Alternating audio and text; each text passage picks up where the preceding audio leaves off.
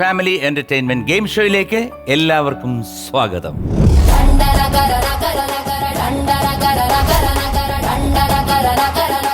ഞങ്ങൾ അടുത്താണ് താമസിക്കുന്നത്. എൻ്റെ അച്ഛൻ്റെ തറവാടും പ്രേമിൻ്റെ വീടും വാക്കിംഗ് ഡിസ്റ്റൻസേ ഉള്ളൂ. പിന്നെ അതിനുശേഷം ഒരുപാട് വർഷങ്ങൾക്ക് ശേഷമാണ് ഞാൻ അമ്മേനെ കാണുന്നത്. അത് കഴിഞ്ഞ ഉടനെ തന്നെ വീട്ടിലേക്ക് വിളി വന്നു. അമ്മയാണ് അതിന്റെ പിന്നിലുള്ള ആള്. ഓ അത് ശരി. വാനിൽ നീ വന്നു നിന്നാലോർമകളിൽ ശ്യാമവർണ്ണൻ. അപ്പൊ അങ്ങനെ 2 പടം കഴിഞ്ഞ് പിന്നാണോ രവീന്ദ്രൻ മാഷ്? അല്ലല്ല, പിന്നെ അഗ്നിസാക്ഷി ചെയ്തു. ദാസേട്ടന്റെ കൂടെ പാടി. ഏത് പാട്ട്? ഗംഗേ മഹാമംഗലേ അമ്മേ ജഗത്കാരിണി. പിന്നെ ഞാൻ പാടുന്നത് വടക്കുന്നാഥനിലാണ്. ശിവ ശിവ ശിവ ശംഭോ ശംഭോ ഹര ഹര ഹര ശംഭോ പാഹി പരം പൊരുളേ ശിവ ശിവ നാമ ജപ പൊരുളേ. മൂന്നാമത്തെ ചോദ്യം. ചിത്രത്തിൽ ജാനകിയുടെ മകളുടെ പേര് എന്താണ്? A Gauri, B Maya, C Lakshmi. അതെനിക്ക് ഓർമ്മയുണ്ട്. ഓ ദൈവാധീനം. ഓർമ്മയുണ്ട്. ഗൗരി. എ ഗൗരി. ഞാൻ എടുത്ത് വെച്ച് കൂട്ടുന്നു. അവിടെ ഇരിക്കട്ടെ. ജാനകി എന്ന് വരുമ്പോഴത്തേക്ക് പെട്ടെന്ന് ജാനകി അമ്മയെ പറ്റി എന്താ വാക്കുകളൊന്നുമില്ല നമുക്ക് പറയാം. അയ്യോ, കാരണം മലയാളം അറിഞ്ഞൂടാത്ത ഒരു അന്യഭാഷയിൽ നിന്ന് വന്ന ഒരു വ്യക്തി ഇത്രയും അക്ഷരസ്ഫുടതയോടുകൂടി ഇത്രയും ആലാപന ശൈലിയിൽ നമ്മളെ വിസ്മയിപ്പിച്ച ഒരു ഗായിക ഇല്ല എന്ന് തന്നെ പറയാം. 100% ഇന്ന് വരെ ഇല്ല. ജാനകിയമ്മയുടെ ഒരു ഇൻസിഡന്റ് ഓർക്കുകയാണെന്നുണ്ടെങ്കിൽ, കാലിക്കറ്റ് ഒരു പ്രോഗ്രാം ഉണ്ടായിരുന്നു ശ്രീട്ട. ജാനകിയമ്മ എനിക്ക് അത് ഒരു 2 വർഷം മുമ്പ്, കോവിഡിനൊക്കെ മുമ്പുള്ളതായിരുന്നു. അന്ന് ജാനകിയമ്മയ്ക്ക് വയ്യാതെയൊക്കെ കുറെ പാടാതെയൊക്കെ ഇരുന്നിട്ടുണ്ടല്ലോ ലാസ്റ്റ് ആയ സമയത്ത്. അന്ന് കോഴിക്കോട് ഒരു ആദരവ് കൊടുത്തതായിരുന്നു അമ്മയ്ക്ക് വേണ്ടിയിട്ട്. അന്ന് ഞാൻ സ്റ്റേജിൽ പാടിയത് നാഥ നീ വരും കാലച്ച കേൾക്കാൻ, രാധാകൃഷ്ണൻ സാറിന്റെ പാട്ടായിരുന്നു പാടിയിരുന്നത്. അപ്പം അമ്മ സ്റ്റേജിൽ ഇരിക്കുന്നുണ്ടായിരുന്നു. അറിയാലോ, നമുക്ക് ഭയങ്കര പേടിയിലാണ് ഞാൻ ആ പാട്ട് പാടിയത്. പക്ഷെ അത് പാടി കഴിഞ്ഞ് ഞാൻ ബാക്കിലേക്ക് വന്നപ്പോഴേക്കും അമ്മ ഓടി വന്ന് കെട്ടിപ്പിടിച്ചു. അതൊരു എന്താ പറയാ, അത് തീരെ ഞാൻ പ്രതീക്ഷിച്ചതല്ല. അയ്യോ, അത് അമ്മയുടെ ആ ഒരു സാമീപ്യം നമുക്ക് കിട്ടുക പറയുന്നത്, അതൊക്കെ ഞാൻ എൻ്റെ സംഗീത ജീവിതത്തിൽ വളരെ എന്താ പറയാ ഒരു നിധി പോലെ കാത്തു സൂക്ഷിക്കുന്ന ഓരോ ഇൻസിഡൻസ് ആണ്. ഞാനും പെട്ടെന്ന് ജാനകിയമ്മ ഏതോ ഒരു സ്റ്റേജിൽ വന്നപ്പോഴത്തേക്ക് അകലെ അകലെ നീലാകാശം, അതിപ്പോ ഈ യൂട്യൂബിലൊക്കെ ഇങ്ങനെ കിടന്ന് പറക്കുന്നുണ്ട്. പഴയത്, വെരി ഓൾഡ് വൺ. എൻ്റെ ഒരു ആഗ്രഹം, പെട്ടെന്ന് ഞാൻ പറഞ്ഞു ജാനകിയമ്മ എനിക്ക് അമ്മ കൂടെ എന്താ ഒന്ന് പാടണമെന്ന് പറഞ്ഞു. പിന്നെന്താ പാടാമല്ലോ എന്ന് പറഞ്ഞിട്ട് അകലെ അകലെ നീലാകാശം. അന്ന് സ്റ്റേജിൽ വന്നിട്ട് അമ്മയ്ക്ക് ശരിക്കും വയ്യാതിരിക്കുന്ന സമയത്താണ് വന്നിരിക്കുന്നത്. പക്ഷെ അന്ന് അമ്മ ഉണരൂ വേഗം നീയൊക്കെ പാടിയത് കേട്ടപ്പോ അയ്യോ, സത്യം പറഞ്ഞാല് ആ പ്രായത്തിലല്ലേ? അയ്യോ, ആ പ്രായത്തിൽ ഞങ്ങള് പലപ്പോഴും പറയും അമ്മ പാടി വെച്ച അതൊക്കെ അവര് ലൈവായിട്ടല്ലേ പാടുന്നത്. അതൊക്കെ ഇപ്പം നമ്മൾ എത്ര എടുത്ത് പാടിക്കഴിഞ്ഞാലും അതിന്റെ ഒരു അംശം പോലും ആവില്ല. അത് നമ്മള് പാടുമ്പോഴത്തേക്ക് നമ്മുടെ മുഖത്തും അല്ലെങ്കിൽ കയ്യിലും ഒരുപാട് എക്സ്പ്രഷൻസ് ഒക്കെ വരും. പക്ഷെ അമ്മ പാടുമ്പോൾ ഒരു ചെറിയ പുസ്തകം ഞാൻ എടുത്തു വെച്ച് കഴിഞ്ഞാൽ വലിയ സംഗതികളുണ്ട്. ആ സംഗതികളൊക്കെ നമുക്ക് തോന്നുന്നു എങ്ങനെ ഇത് വരുന്നെന്ന്. ഒരു കുഞ്ഞു ബുക്കാണ്, ഒരു കുഞ്ഞു ബുക്ക് എങ്ങനെയാ കാണുന്നെന്ന് അറിയില്ല. ഒരു കുഞ്ഞു ബുക്ക് പിടിച്ചിട്ട് ഇങ്ങനെ പാടും. എന്തായാലും പറഞ്ഞപ്പോഴത്തേക്ക് പെട്ടെന്ന് എനിക്ക് ആ പാട്ട് ഒന്ന് പാടാൻ. തീർച്ചയായിട്ടും. നാഥ നീ വരും കാലൊച്ച കേൾക്കുവാൻ കാതോർത്തു ഞാനിരുന്നു, താവകവീഥിയിൽ നിൻമിഴി പക്ഷികൾ തൂവൽ വിരിച്ചു നിന്നു. നാഥ നീ വരും കാലൊച്ച കേൾക്കുവാൻ കാതോർത്തു ഞാനിരുന്നു, താവകവീഥിയിൽ നിൻമിഴി പക്ഷികൾ തൂവൽ വിരിച്ചു നിന്നു. നാഥ നീ വരും കാലൊച്ച കേൾക്കുമോ. എന്താ പാട്ടുകളല്ലേ ദൈവമേ. ഞാൻ ഈ പാട്ട് റെക്കോർഡ് ചെയ്യുമ്പോൾ ഞാൻ മദ്രാസിലുണ്ട്. ആണോ? ശരി. ഞാൻ ഇവിടുന്ന് ട്രെയിനിൽ ഇത് കേൾക്കാൻ വേണ്ടിയിട്ട്, ചേട്ടനൊക്കെ ഫ്ലൈറ്റിൽ പോയി, ഞാൻ ഒരു 3rd ക്ലാസ് കമ്പാർട്ട്മെൻറ്റിൽ ട്രെയിനിൽ ഞാൻ ഇവിടുന്ന് മദ്രാസിൽ പോയി തരങ്കണി സ്റ്റുഡിയോയിലാണ് ഈ പാട്ട് റെക്കോർഡ് ചെയ്തത്. മദ്രാസ് തരങ്കണി. അന്ന് ഫ്ലൂട്ടിസ്റ്റ് ഗുണസിംഗ് എന്ന് പറഞ്ഞിട്ടൊരു വ്യക്തിയുണ്ട്. അദ്ദേഹമാണ് ഇത് കണ്ടക്ട് ചെയ്തത്, ഇതിൻ്റെ ഓർക്കസ്ട്രേഷൻ. അദ്ദേഹം കണ്ടക്ട് ചെയ്തുകൊണ്ടാണ് ഇതിന്റെ ഫ്ലൂട്ടിന്റെ ബിറ്റ്. എന്തൊരു മനോഹരമാണ് ഇതിന്റെ ആ ഫ്ലൂട്ട് ബിറ്റ്. ഒരു രക്ഷയില്ല. കാരണം ഞാൻ അവിടെ തന്നെ നിന്ന് തുള്ളിച്ചാടുമായിരുന്നു. എൻ്റെ ചെറുപ്രായമായിരുന്നു. അതെല്ലാം പെട്ടെന്ന് ഓർമ്മ വന്നു. സോ എ ഗൗരിയാണ് ഉത്തരം നൽകിയിരിക്കുന്നത്. അറിയാമെന്ന് പറഞ്ഞു. ഉത്തരം ശരിയാണ്. കൺഗ്രാറ്റുലേഷൻസ്. വീണ്ടും 2000 രൂപ സമ്മാനമായി ലഭിച്ചിരിക്കുന്നു. Very good. കേറി പാടാം മക്കളിൽ 4ാമത്തെ ചോദ്യം. ഒരു വീഡിയോ കാണാം.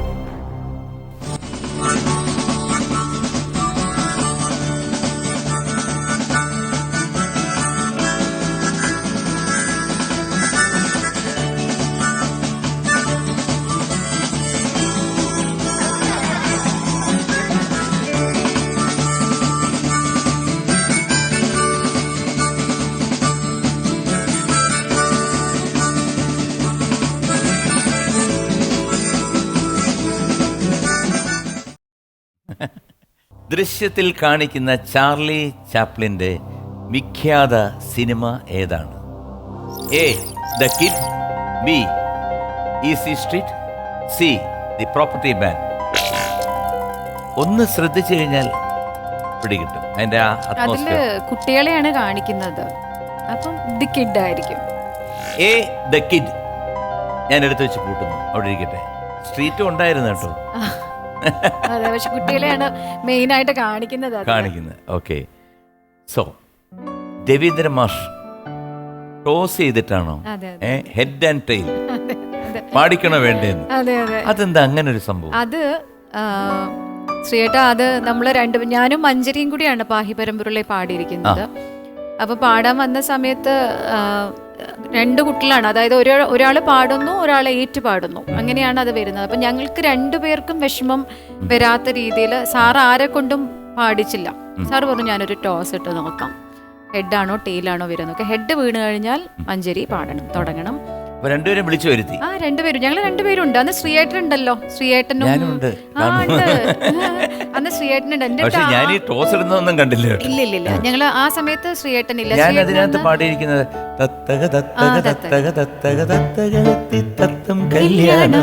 അതെ, ആ സമയത്ത് ഞാനുണ്ട്. ഞാനൊരു ശ്ലോകം കൂടെ പാടിയിട്ടുണ്ട്. ആ സമയത്ത് സാറ് ഞങ്ങളെ കൺസോളിലേക്ക് കൂട്ടിക്കൊണ്ടുപോയി. അപ്പം പറഞ്ഞു ഹെഡ് വീണ് കഴിഞ്ഞാൽ മഞ്ജരി, ടെയിൽ വീണ് കഴിഞ്ഞാൽ സിന്ധു പാടണം. വാലാണെന്നറിയാം അല്ലേ സിന്ധു. അപ്പം അങ്ങനെ നോക്കിയ സമയത്ത് ഹെഡാണ് വീണത്. മഞ്ജരി ഫസ്റ്റ് പാടി തുടങ്ങി. പക്ഷെ ഭയങ്കര ഞങ്ങൾക്ക് 2 പേർക്കും പേടിയായിരുന്നു കേട്ടോ. എനിക്ക് തോന്നുന്നു മഞ്ജരിയും അന്ന് സ്റ്റാർട്ട് ചെയ്യുന്ന ടൈമാണ്.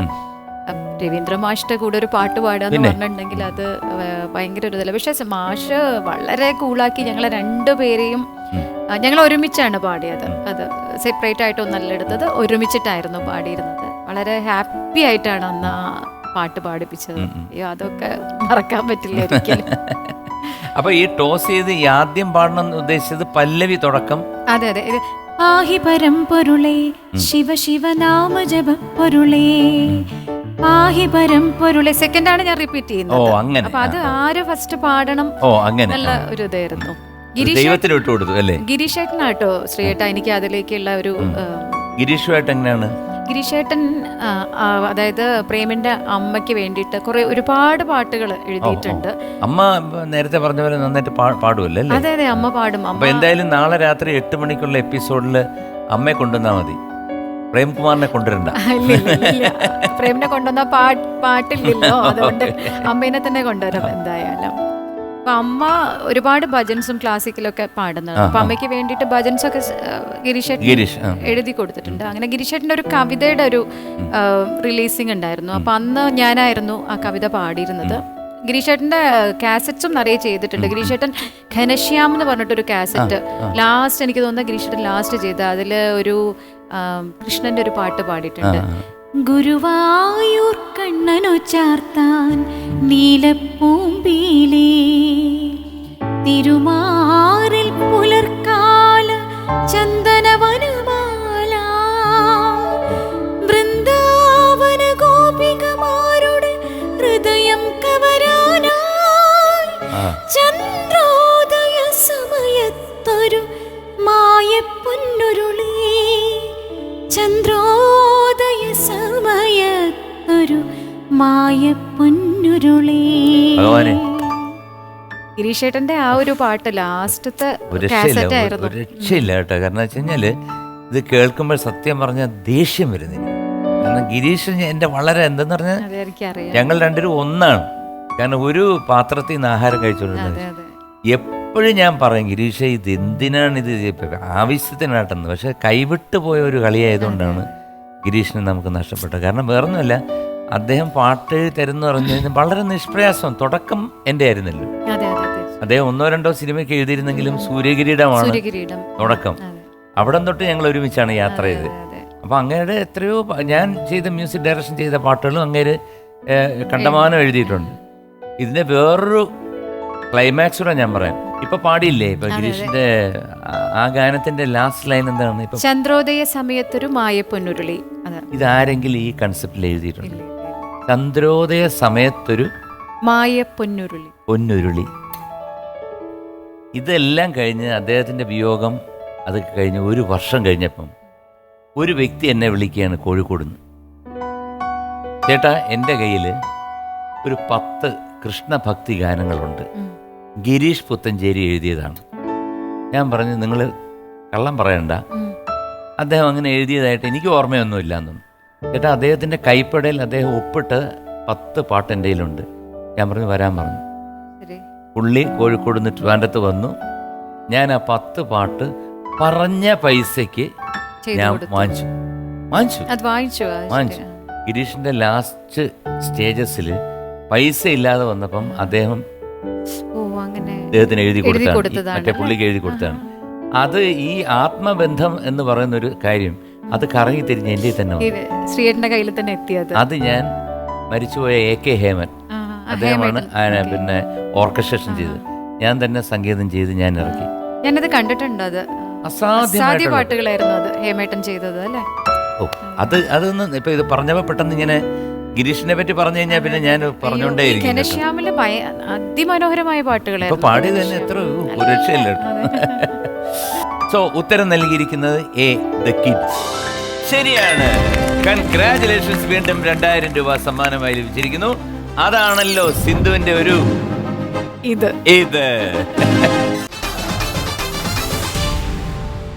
കേറിവാടാ മക്കളയിൽ ദ ലാസ്റ്റ് ക്വസ്റ്റ്യൻ, 5ാമത്തെ ചോദ്യം. വിമാന നിർമ്മാണത്തിനുള്ള എഞ്ചിനു വേണ്ടി ജാനകിയുടെ സഹായത്തോടെ വെങ്കടിയും മാമനും കൂടി കടത്തുന്ന വാഹനം ഏതാണ്?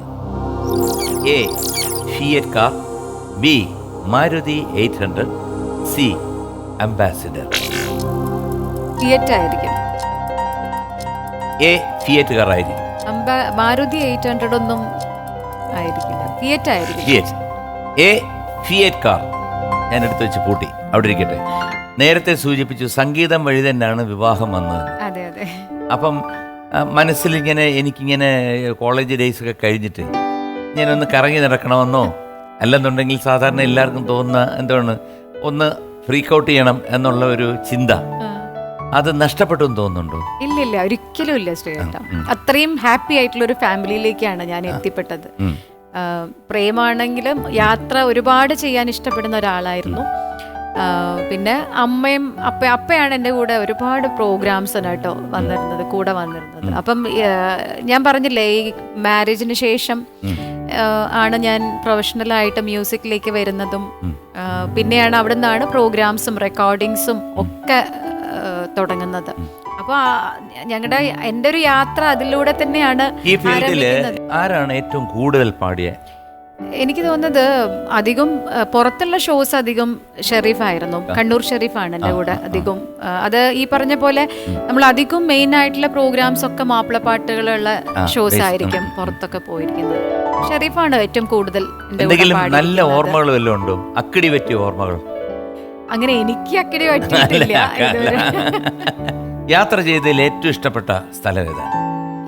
എനിക്ക് മസ്കറ്റ് എനിക്ക് ഭയങ്കര ഇഷ്ടമാണ്. മസ്കറ്റിൽ ഒരുപാട് സ്ഥലങ്ങൾ ഞാൻ കണ്ടിട്ടുണ്ട്. ഒരുപാട് സ്ഥലങ്ങൾ ഇതന്നെ നമ്മുടെ കേരളം പോലെ തന്നെ. പക്ഷെ അതെനിക്ക് ഇഷ്ടമാണ്. പക്ഷെ പ്രോഗ്രാം എനിക്ക് ചെയ്യാൻ ഏറ്റവും ഖത്തറിൽ എനിക്ക് ഭയങ്കര ഇഷ്ടമാണ്. ഖത്തർ ഒരു നല്ല ഓഡിയൻസ് ആണ്, നല്ല വൈബാണ്, നല്ല വൈബാണ്. അവിടെ ഒരുപാട് സുഹൃത്തുക്കളും ഉണ്ട് ഖത്തറിൽ. അപ്പൊ സിന്ധു, അപ്പൊ നമ്മൾ ഗാനമേളയ്ക്കൊക്കെ പോയി തകർത്തിട്ടുള്ള കുറെ പാട്ടുകളുണ്ട്. അതിലൊരു പാട്ട് ഞാൻ പാടിയ പാട്ട് എനിക്ക് തോന്നുന്നത് അധികം മെലഡീസ് ഒക്കെയാണ് ഞാൻ പാടിയിരിക്കുന്നത്. മാപ്പിളപ്പാട്ടിൽ ഡിവോഷണൽ പാട്ടുകളൊക്കെയാണ് അധികം പാടിയത്. അതിൽ എരഞ്ഞോളി മൂസക്ക പാടിയ മാണിക്യമലരായ പൂവി ഭയങ്കര ഹിറ്റായിരുന്നു. അതിപ്പം പുതിയ വേർഷനൊക്കെ ഇറങ്ങിയിരുന്നു. ഞാൻ പഴയ ഒരു തന്നെ പാടാം. മാണിക്യമലരായ പൂവി മഹദിയാം ഖദീജ ബീവി മക്ക എന്ന പുണ്യനാട്ടിൽ വിലസിടും നാരീ, വിലസിടും നാരീ. മാണിക്യമലരായ പൂവി മഹദിയാം ഖദീജ ബീവി മക്ക എന്ന പുണ്യനാട്ടിൽ വിലസിടും നാരീ, വിലസിടും നാരീ. സോ എ തിയേറ്ററുകാരാണ് ഉത്തരം നൽകിയിരിക്കുന്നത്. ഉത്തരം ശരിയാണ്. 10,000 രൂപ സമ്മാനമായി ലഭിച്ചിരിക്കുന്നു. Very good, very good, very good. അപ്പൊ എന്തായാലും തട്ടുപൊളിപ്പം മാപ്പിളപ്പാട്ട്. മധുവർണ്ണ പൂവല്ലേ നറുനില പൂവോളല്ലേ മധുരപ്പാതേനേഴിൽ ലങ്കി മാറിയും നോളെ, ലങ്കി മാറിയും നോളെ, ലങ്കി മാറിയും നോളെ, ലങ്കി മാറിയും നോളെ, ലങ്കി മാറിയും നോളെ. മധുവർണ്ണ പൂവല്ലേ നറുനില പൂവോളല്ലേ മധുരപ്പാതേനേഴിൽ ലങ്കി മാറിയും നോളെ. അപ്പൊ എന്തായാലും ഇവിടെ ഇന്ന് സമയം അവസാനിച്ചിരിക്കുകയാണ്. നാളെ രാത്രി 8 മണിക്ക് വരണം. പ്രേമിന്റെ അമ്മയും കൂട്ടിക്കോളൂ. Okay, children, good night, sweet dreams.